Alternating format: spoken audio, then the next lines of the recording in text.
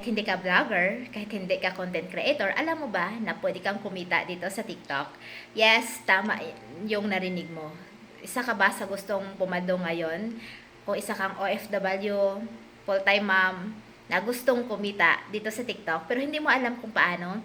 Good news kasi nakita mo tong video ko na to. Ituturo ko sa'yo kung paano at ano yung kailangan mo para pumado ka dito sa TikTok. Una, dapat meron kang sariling gadgets magamit sa pag-o-online, meron kang stable internet connection.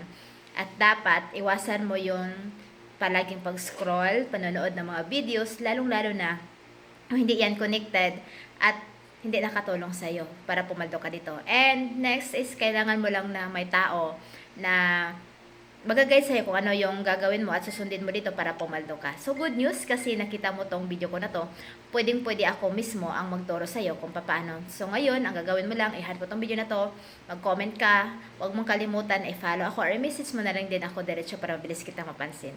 See you and God bless!